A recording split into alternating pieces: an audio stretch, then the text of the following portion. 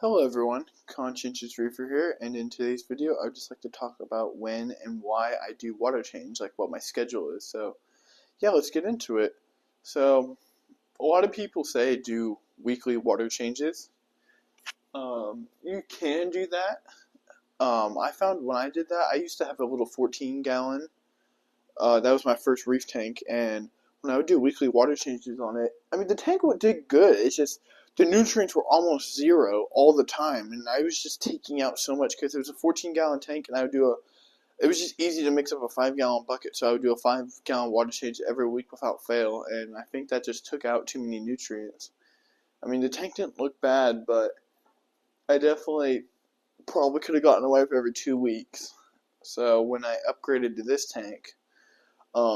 I used to do them every 2 weeks, but then I started relaxing off the water change schedule, and I started doing it once a month.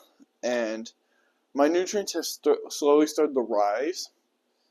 My last test, my phosphate was 0.36, and my nitrate was like 40. So, the corals still look pretty good. Like the corals don't look bad, actually. They look pretty good with those elevated nutrient levels, but those, in my opinion, I don't, you're not supposed to chase numbers, but those nutrients, in my opinion, are a bit high.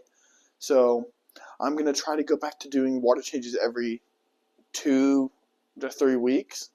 Obviously test in between to make sure I'm not pulling out too much. Testing is, you just can't, like, everyone knows it's important, but you really have to test.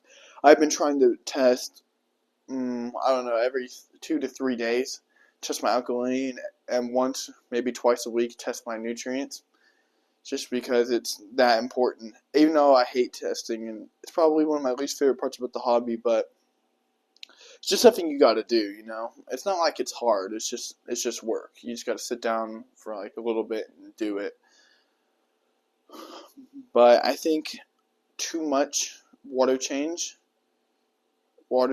can really just pull out too much, and then the contrary, not enough. You can let some, if you have a buildup of something in your water, it could just build up over time. And I like to say this, whenever me or my dad are having problems in our reef tanks, just do a water change. A water change can't hurt anything, and that's true. Doing a water change, you're never gonna unless you don't mix up the salt right or something. That's not that. That's easy.